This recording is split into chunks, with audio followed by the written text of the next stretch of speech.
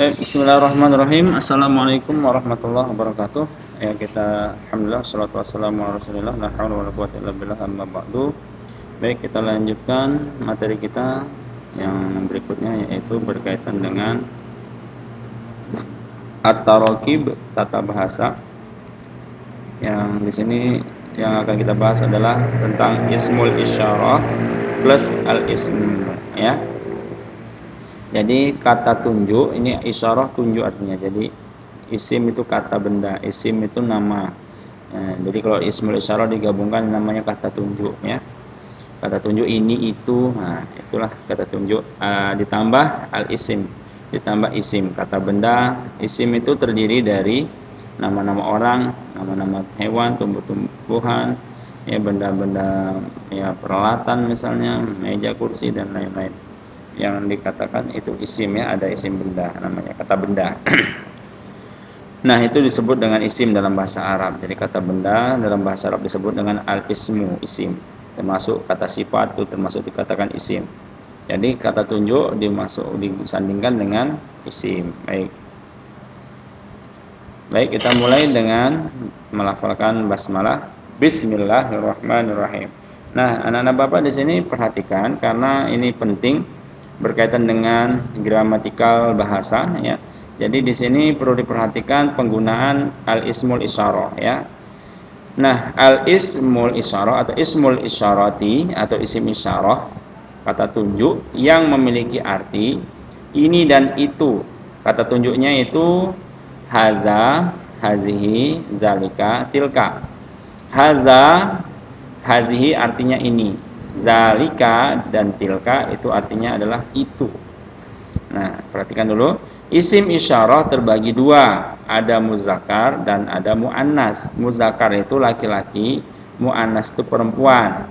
Tapi maksudnya di dalam benda itu adalah isim isyarah muzakkar digunakan untuk menunjuk orang laki-laki atau benda yang tidak ada ta marbutoh atau ta seperti ini. Jadi kalau ada kata atau isim yang tidak ada tata marbutohnya, maka digunakan dengan kata tunjuk haza dan zalika atau zalika, ya. Nah, sedangkan isim isyarah muannas digunakan untuk menunjuk orang perempuan atau benda yang diakhiri atau kata benda yang diakhiri ada di akhirnya itu ada ta marbutoh, ini ta sanggul namanya. Nah, seperti kata hazihi dan tilka. Nah, jadi secara mudahnya isim isyarah itu adalah kata tunjuk yang kata tunjuk itu menyesuaikan benda yang ditunjuknya. Kalau laki-laki, orang laki-laki misalnya Ahmad, maka kata tunjuknya menggunakan haza dan zalika.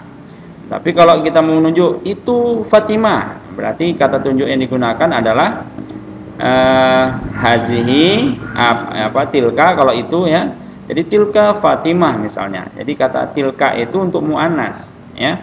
Hazihi juga bisa, misalnya ini Fatimah, hazihi Fatimah. Nah, jadi itu untuk menunjukkan kata benda atau untuk isim muannas, ya, yang menunjukkan orang perempuan. Tapi kalau untuk benda, ya, benda itu yang ada tata marbutohnya. Jadi kalau yang tidak ada tata marbutoh, misalnya meja, bahasa Arabnya maktabun, digunakan kata tunjuk ini meja, berarti haza maktabun. Nah, gitu, ya. Nanti ada contohnya di bawah. Kita lanjutkan dulu. Nah, contohnya seperti ini.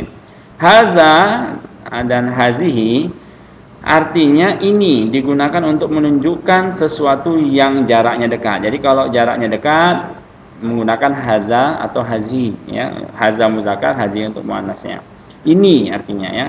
Sedangkan zalika dan tilka itu menunjukkan sesuatu yang jaraknya jauh, ya. Itu, ya kan, jauh. Artinya itu. Nah, contoh ini muzakkar, ini muannas. Nah, ini contohnya kitabun. Kitabun itu kata benda, ya, buku artinya. Nah, nggak ada tata marbutoh. Tadi kan syaratnya harus ada tata marbutoh untuk muannas, ya. Jadi kalau untuk benda yang tidak ada tata marbutohnya, maka gunakanlah kata haza, kata tunjuknya. Haza kitabun, ini adalah buku. Haza qalamun, ini adalah pena. Nah, ini namanya isim muzakkar ya, laki-laki. Jadi untuk benda itu tanda laki-lakinya tidak ada tata marbutoh. Nah, sedangkan untuk muannas di akhirnya ada tata marbutohnya. Nih, tata marbutoh. Kurrasatun ada tata marbutohnya, madrasatun ada tata marbutohnya. Jadi pakai hazihi. Hazihi kurrasatun, ini buku tulis. Hazihi madrasatun, ini adalah sekolah. Nah, jelasnya yang penting kalau ada tata marbutoh dihukumi muannas. Muannas artinya perempuan. Jadi kata benda yang menunjukkan perempuan. Nah, untuk jarak jauhnya zalika kitabun, ya sama, zalika. Jadi haza dan zalika untuk muzakkar. Zalika kitabun, zalika qalamun. Tilka, nah muannasnya pakai tilka. Tilka kurasatun, tilka madrasatun, itu buku tulis, itu sekolah, ya. Nah, sedangkan untuk orang, nih contoh ya. Nah, misal itu contoh juga artinya.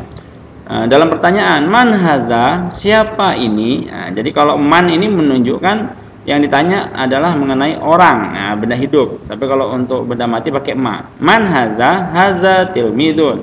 Ini adalah siswa. Nah, jadi kalau kata tunjuk ya kata tunjuk lagi jawabnya, gampang kan?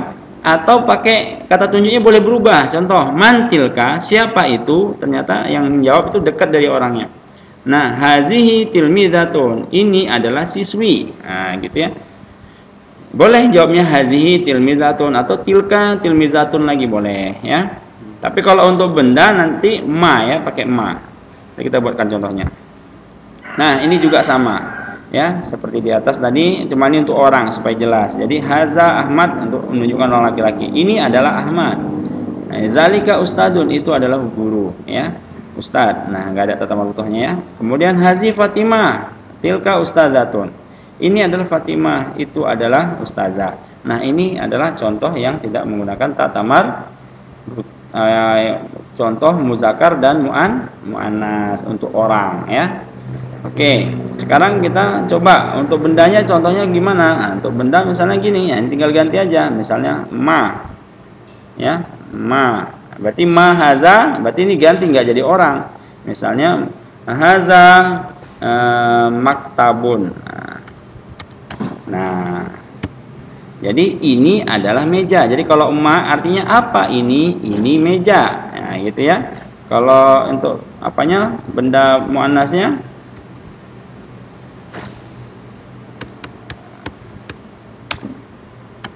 ya, ma. Matilka misalnya. Hazihi saburatun misalnya. Nah, ini untuk benda ya. Apa itu? Ini adalah papan tulis. Nah, ini contohnya. Jelas ya? Jadi kalau ma untuk benda, kalau man untuk orang. Nanti kalau ada soal seperti itu jangan bingung lagi.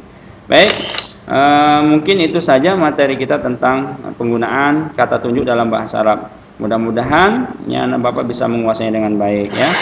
Syukran ala ihtimamikum. Terima kasih atas perhatiannya. Jangan lupa diulang-ulang.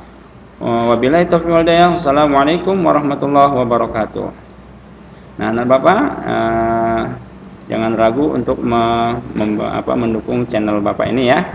Dengan bagaimana caranya? Cukup latansa jangan lupa yang merahnya dipadamkan ya. Subscribe ya, subscribe gitu ya. Apa namanya? Subscribe ya, subscribe. Jangan lupa subscribe ya.